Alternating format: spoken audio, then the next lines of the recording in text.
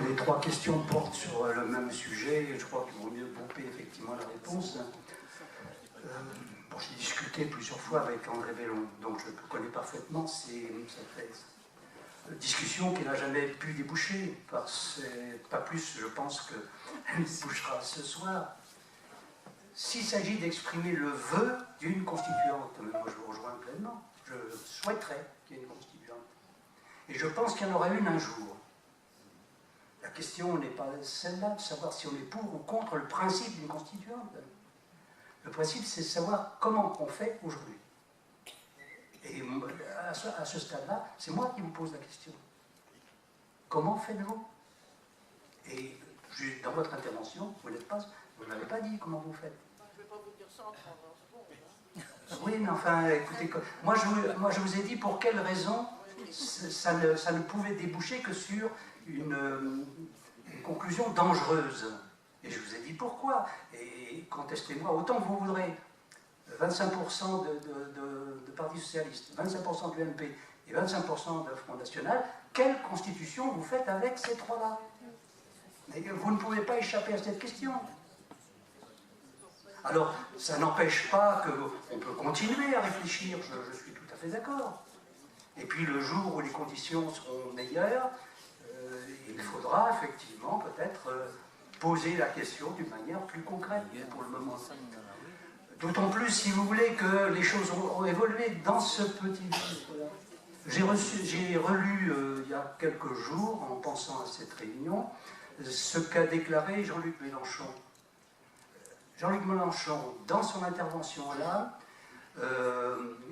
assez longue d'ailleurs, les 2/3, c'est pour régler des comptes avec ses anciens copains du Parti Socialiste. Ça n'intéresse pas la Constitution.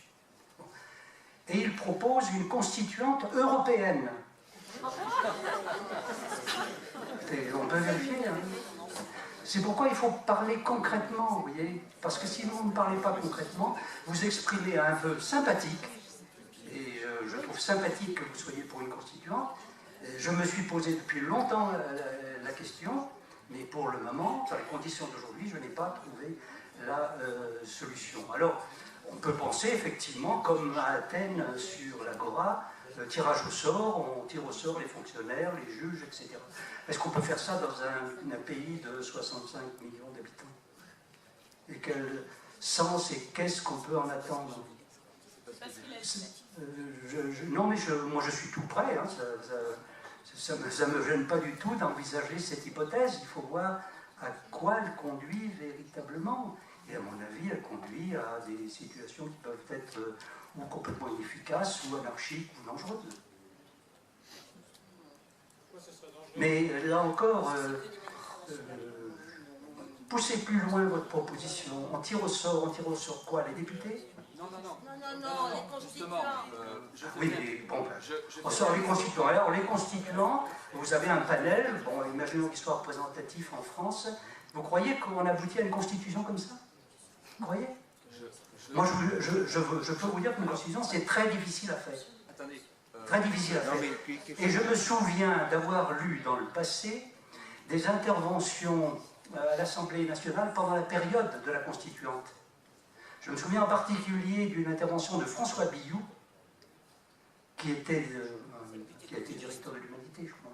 Enfin, en tout cas, c'était un dirigeant du Parti communiste, dont le niveau était celui d'un professeur de droit constitutionnel. Il n'y a aucun équivalent aujourd'hui. Moi, je crois qu'il y a quelque chose, si vous voulez, qui me gêne, parce que je trouve que c'est un peu méprisant, même, de considérer qu'on peut on peut se défausser d'une question par un tirage au sort. Voilà. Si vous enlevez la question de la compétence, si vous enlevez la question de l'expérience, de l'histoire, de la rationalité, de la science,